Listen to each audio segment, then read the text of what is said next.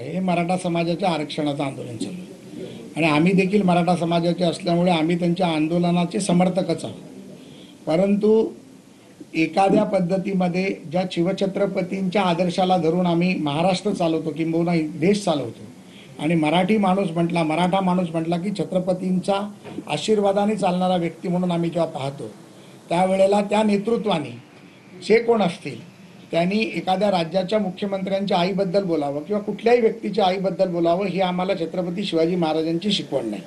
छत्रपती शिवाजी महाराजांनी आम्हाला सांगितलं की प्रत्येक स्त्रीला आपल्या आईच्या नजरेतून पहा।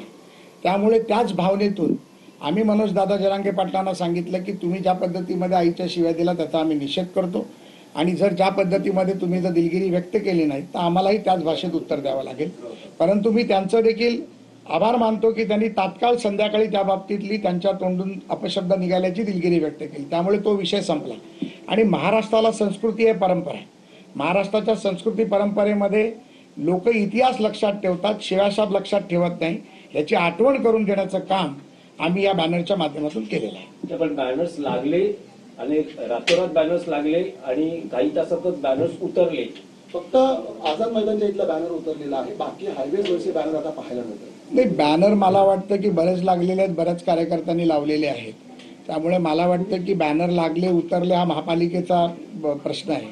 त्यामध्ये मला वाटत नाही की काय योग्य अयोग्य या विषयावरती मी बोलावं, पण बॅनर लावले हे मान्य आहे। कारण इतिहास शिवाना साक्ष ठेवत नाही, तर इतिहास हा कर्तृत्वाला साक्ष ठेवतो, हेच या माध्यमातून आम्हाला सांगायचं। संजय राऊत म्हणतात की तुम्ही कबूतरखान्याच्या आंदोलनाला परवानगी देता, मात्र मराठा मोर्चाला परवानगी देत नाही, काय उत्तर द्याल? संजय राऊत काय एवढा मोठा माणूस नाही की त्याच्या प्रश्नाचं उत्तर आपण द्यायला हवं। पहिली गोष्ट तर एक लक्षात घ्या की सन्माननीय मनोजदादांच्या आंदोलनाला कोणी विरोध केलेला नाही। उच्च न्यायालयाने ज्या पद्धतीमध्ये आंदोलन मुंबईत करू नका हे जे वर्डिक्ट दिलंय, तरी पण त्याच्या विरोधात जाऊन राज्याच्या मुख्यमंत्र्यांनी आणि सरकारने एक दिवसाची त्यांना परवानगी दिलेली आहे। यासाठी पहिल्यांदा तर मुख्यमंत्र्यांचा आपण आभार मानलं पाहिजे की आमच्या समाजाच्या आंदोलनासाठी आझाद मैदानावरती त्यांनी परवानगी दिली आहे। 5000 लोक येऊ शकतात अशा प्रकारची ती परवानगी आहे। मी प्रत्येक वेळेला एक गोष्ट सांगितली आहे की मनोजदादांना देखील मी म्हणतो, आपल्या माध्यमातून सांगतो की आंदोलनाने विषय संपणार नाही, तो तर चर्चेने सुटेल आणि चर्चेने जर आपल्याला विषय सोडवायचा असेल तर निश्चितपणे त्यासाठी एक उपसमिती बनवली। विखे पाटील साहेब त्या उपसमितीचे प्रमुख आहेत, मला वाटतं उदय सामंत साहेब त्या समितीमध्ये आहेत, अनेक नेते त्या समितीमध्ये आहेत। तर त्या समितीच्या माध्यमातून चर्चा करून दादांचे जे विषय आहेत, ज्या बाबतीत त्यांनी एकनाथ शिंदे साहेबांनी काही GR दिला होता असं त्यांचं म्हणणं आहे, मला वाटतं की या चर्चेतनं त्यांनी तो विषय सोडवावा आणि आंदोलनाची तुमची तीव्र दगदगता आम्ही पाहतोय, टीव्हीवर देखील पाहतोय।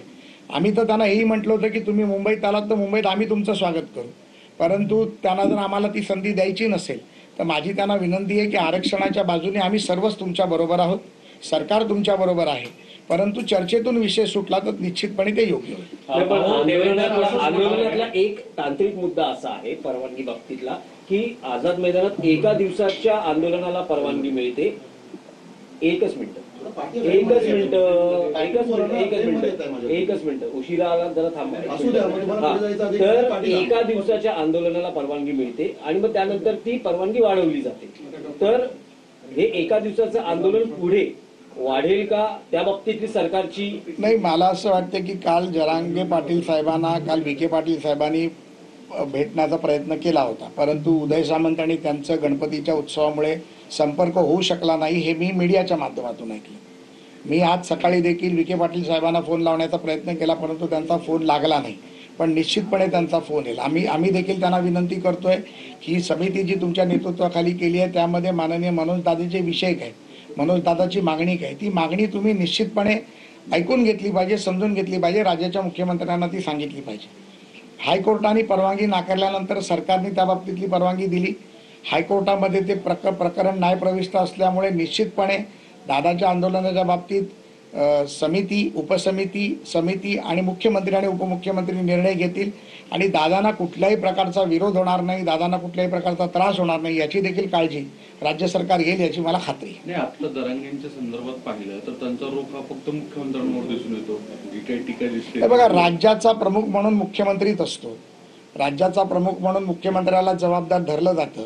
कदाचित त्या दृष्टिकोनातून ते मुख्यमंत्र्यांना जबाबदार धरत असतील. पण पुन्हा एकदा मी मनोज जरांगे पाटील साहेबांना सांगू इच्छितो की राज्याचे अनेक मुख्यमंत्री होऊन गेले, ज्यामध्ये शरद पवार साहेब मुख्यमंत्री होते, वसंतदादा पाटील मुख्यमंत्री होते, निलंगेकर पाटील मुख्यमंत्री होते, शंकरराव चव्हाण मुख्यमंत्री होते, विलासराव देशमुख सर्वात जास्त काळ मुख्यमंत्री राहिलेले.